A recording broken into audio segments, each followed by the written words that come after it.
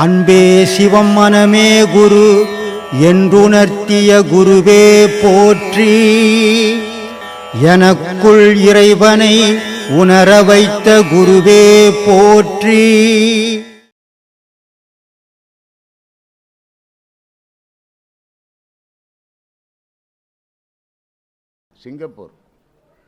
சிங்கப்பூர்லேருந்து ஒரு நண்பர் ஃபோன் பண்ணார் எனக்கு.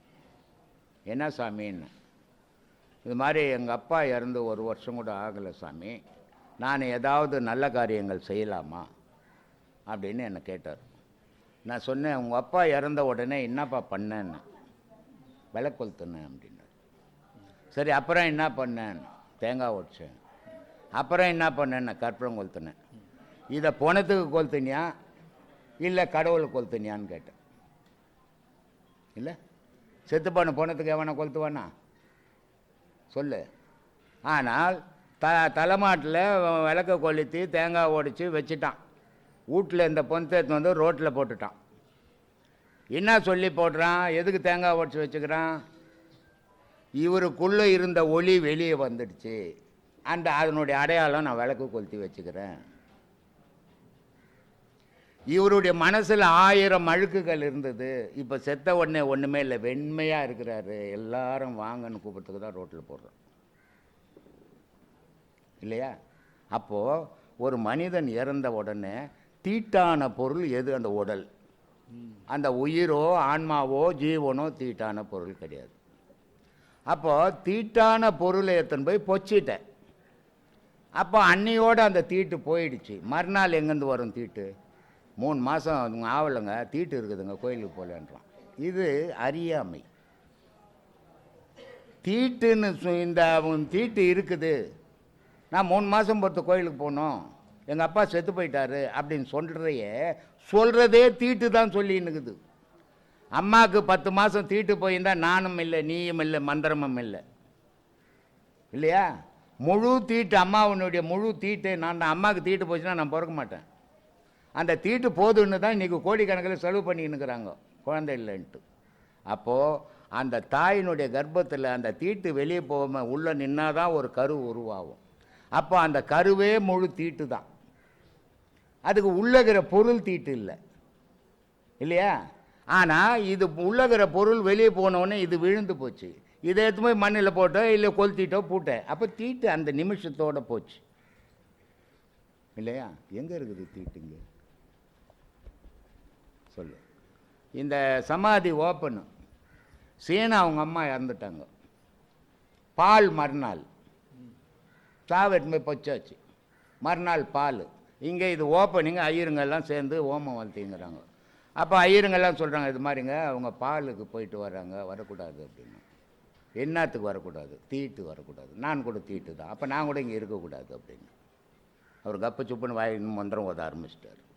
ஏன்னா இதெல்லாம் அறியாமை. ஆனால் ஒரு பெண்களுக்கு தீட்டானா கோயிலுக்கு போகக்கூடாதுன்றது சரியா தப்பா? சரியான விஷயம். ஏன்னா நான் ஏற்கனவே சொன்ன விவேகானந்தரை பற்றி, ஷூ போட்டுக்கணும் கோயிலுக்கு போகிறது, மீன் துண்டு கோயிலுக்கு போகிறது, இதெல்லாம் பண்ணக்கூடாது. ஏன்னா அது பரிசுத்தமான பொருள். அப்போது இந்த தீட்டுன்றது அசுத்தமான பொருள். அப்போ இந்த அசுத்தம் வரும்போது ஒரு 4 நாள் பொறுத்து கோயிலுக்கு போகலாம். ஆனால் வந்த அன்றைக்கே போகக்கூடாது. இப்போ ஒரு கோயிலுக்கு போகிற, நீ எங்கேயோ போனே, ஏதோ சந்தர்ப்ப சூழ்நிலை கறி மீன்லாம் துண்ணுபுட்ட, கோயிலுக்கு கூப்பிட்டா வருவியா? ஏன்? உன் மனசு இருக்கும். அது மாதிரி பொம்பளைங்களுக்கு தீட்டாகி போச்சுன்னா அந்த 3 நாள் கோயிலுக்கோ இந்த பாடமோ பண்ணக்கூடாது. ஏன்னா நீ தேடுற பொருள் சுத்த பொருள், நீ சுத்தமாக இருந்து தேடணும். அதுக்காக போகணுமே தவிர செத்து போய் 6 மாதம் பொறுத்து தீட்டு இருக்குதுன்னு சொன்னால் அது மடத்தானம், அறியாமை. அது சொல்லுங்க. இந்த பெண்கள் உபதேசம் நிறைய பேர் இங்கே வாங்கிருக்காங்க. சரி. அவங்களில் சில பேருக்கு நிறைய உடல் உபாதைகள் இருக்குது. சரி. அவங்க எல்லா நிலையும் நான் எப்படி பண்ண முடியும்? எல்லா நிலையும் நான் பண்ணி தான் ஆகணுமா? என் உடல்நிலை அதுக்கு ஒத்துழைக்காவிட்டால் நான் என்ன செய்வது அப்படிங்கிற ஒரு கேள்வியை கேட்குறாங்க. மனிதனுடைய உடல்நிலை ஒத்து வராது, இந்த பாடம் பண்ண முடியாது. அப்படி பண்ண முடியலன்னா விட்டுறது மேலு. அதை வழிகட்டாயமாக பண்ணி உடல் உபாதியை அதிகப்படுத்திக்காதீங்க. நான் பல பேருக்கு சொல்கிறேன், இந்த பாடம் வந்து மற்ற பாடம் மாதிரி கிடையாது, கடினம் இது. அந்த கடினமானது பண்ணால் மன உறுதி வேணும், உடல் உபாதை இருக்கக்கூடாது, குடும்பம் ஒத்துழைக்கணும் அப்படின்னு பல விஷயங்கள் சொல்லியிருக்கிறேன். அதனால் உடல் உபாதை இருந்தால் தயவுசெய்து விட்டுடுங்க. யாரும் அதுக்கிட்ட வழிகட்டாயம் பண்ணி மேலும் மேலும் உங்களுக்கு மனசில் உபாதை இருக்குது நமக்கு உடம்புல, இதை பண்ணால் ஜாஸ்தி ஆகிடுமான்ற எண்ணம் வந்தாவே ஜாஸ்தி ஆகிடும் இல்லையா? இந்த காலில் முள் கொத்திக்கிச்சுன்னா முள் எடுப்பாங்க, அது அவங்களே எடுத்துக்க முடியாது, அதனால் அடுத்தவங்ககிட்ட கொடுத்துருவாங்க காலை. பின்ன எடுத்துக்கணும், முள் எடுக்கும்போது அவன் பார்த்துக்கினே இருந்தான்னா நீ பின்ன கிட்ட எடுத்து போகும்போது காலை வலிச்சிப்பான் இல்லையா? அதனால் அவங்க சொல்லுவாங்க பச்சை மரத்தை பாருன்னுவாங்க. பச்சை மரத்தை பார்த்துனே இருந்தால் இவங்க முள் எடுத்துருவாங்க. அப்போ என்ன காரணம்? இது எண்ணங்கள் மாறும்போது இங்கே வலி இல்லை, எண்ணங்கள் அது மேலே வரும்போது வலிக்குது இல்லையா? அப்போது இந்த மன எண்ணம் நமக்கு உபாதை ஆகிக்குது, நம்ம இதை பண்ணுவோமா பண்ண மாட்டோமான்ற எண்ணம் வந்துச்சுனாவே உன்னால் பண்ண முடியாது. அந்த மாதிரி அரையும் குறையுமா பண்ணி அதுக்கிட்ட மல்லு கட்டாதீங்க. என்னால் பண்ண முடியும் அப்படின்னு தைரியம் இருந்தால் பண்ணுங்க, இல்லைன்னா விட்டுடுங்க. அனைவருக்கும் ஆத்மா வணக்கம். உலகத்தில் உள்ள அனைத்து சீர்த்தருக்கும் பக்தர்களுக்கும் ஆத்மா வணக்கம். நான் நிறைய பாவம் செஞ்சவன். பாவம் செஞ்சதால் இந்த பூமியில் அதிகமாக லோல் பட்டேன்.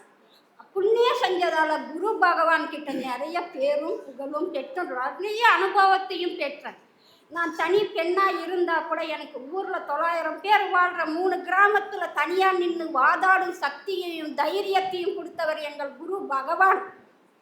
அவர் போல் ஒரு தெய்வமும் இந்த உலகில் யாரும் இல்லை, அவர் போல் ஒரு நீதிமானும் இந்த உலகத்தில் இல்லை. அவர் திருநீருக்கு மகிமையும் இந்த உலகத்தில் யாருக்கும் கிடையாது. அந்த திருநீரை இட்டால் நடக்காதும் நடக்கும், சத்தியம் எங்கும் நிற்கும். எங்கள் ஊரில் சொல்லுவாங்க, நல்லது பண்ணி பண்ணி என்னத்தை பார்த்தேன்னாங்க. நான் சொல்லுவேன், சத்தியத்தில் நின்றுப்பா, நேர்மையில் நின்றுப்பா, அப்போ தெரியும் அதனோட வலிமை என்னான்னு. ஏன்னா நான் சத்தியத்தில் நிற்கிறேன், நேர்மையில் நிற்கிறேன், நீதியில் நிற்கிறேன். என்னை ஏமாத்தின அத்தனை பேர் முன்னாடி தலை நிமிர்ந்து பேசுகிற அளவுக்கு எனக்கு தைரியம் கொடுத்தவர் எங்கள் குரு பகவான். எந்த அதிகாரி கிட்ட போனாலும் அதிகாரி கீழே இருக்கிறவர்கிட்ட பணம் வாங்கிட்டு எங்களுடைய ஆட்கள் எல்லாம் பேசி வச்சு அசிங்கமான வார்த்தையெல்லாம் கேட்பாங்க. அந்த இடத்துல கூட நான் குரு பகவான் என்று நினைப்பேன். அடுத்த அதிகாரி கூப்பிட்டு சொல்லுவாங்க, அதே நொடியில் யார் எங்களை அவமானப்படுத்தினாரே அவர் சொல்லுவாங்க, நீங்கள் உக்காருங்க, பணம் கொடுத்தவரை வெளியே போன்னு சொல்லுவாங்க. அந்தளவுக்கு தைரியத்தையும் சக்தியும் கொடுத்தவர் எங்கள் குரு பகவான். அந்த ஊரில் எதுக்காகவும் நான் எதுக்கு பயப்படணும்? சத்தியத்தில் நின்னா, நீதியில் நின்னா, நேர்மையில் நின்னா எதுக்கும் பயப்பட வேண்டிய அவசியம் இல்லை. துணிஞ்சு பேசலாம், துணிந்து வாதாடலாம். நாம் தப்பு செஞ்சால் துணிச்சலோட இருக்க தைரியம் இருக்காது. ஏதோ ஒரு இடத்துல அதுக்கு பயந்து நிற்கணும். தைரியம் மட்டும் இருந்தால் சத்தியத்தில் நின்னா, நீதியில் நின்னா தைரியமாக எதையும் பேஸ் பண்ணலாம். அதுக்கு முழு உரிமையாக குரு பகவான் அருள் இருக்க வேண்டும். அதுதான் நான் இன்னைக்கு வரையும், எனக்கு 2 பசங்க இருக்காங்க. எங்கள் வீட்டுக்காரர் 4 பேர் சேர்ந்து அடித்தா கூட அடி வாங்கிட்டு வந்துடுவாங்க, திருப்பி கேட்க மாட்டாங்க. அதுதான் அவங்களுக்கு தெரியும். அந்த இடத்துல எல்லா இடத்துலையும் வாதாடி நின்று கூட இருந்த குடிப்பறிச்சவங்க முன்னாடி ஒரு தண்ணி டேங்க் 10 எருமை மாடு வச்சுருக்கோம். நைட்டில் வந்து அதில் பாய்சன் ஊற்றுனாங்க. எங்கள் வீட்டில் கேமரா கிடையாது, எல்லாம் தூங்கிட்டு இருக்கோம். காலையில் எழுந்தால் விடிஞ்சால் அதுக்கெல்லாம் தண்ணி வைக்கணும். எப்பவுமே நான் காலையில் எழுந்து நான் அந்த தண்ணியில் எண்ணெய் எப்படி இருக்கான்னு பார்த்துட்டு தான் தண்ணி வைப்பேன். நான் அதில் வாய்ப்பை பிடிச்ச உடனே தொண்டை கரான்னு. அதே சமயத்தில் அந்த மருந்து வாசனையும் எனக்கு வந்தது. இந்த தண்ணியை வைக்கக்கூடாதுன்னுட்டு எல்லா தண்ணியை எடுத்து வெளியே விட்டுட்டோம். எங்கள் வீட்டில் இருந்தவங்க யாருக்கும் அது கண்டுபிடிக்க முடியல. அந்த இடத்துலேருந்து எத்தனை சதி திட்டம், மாயம், சூனியம், சந்திரம் எல்லாமே செஞ்சு பார்த்தாங்க, எதுவுமே வேகலை அவங்களுக்கு. எல்லா இடத்துலையும் குரு பகவான் எனக்கு நின்னாங்க.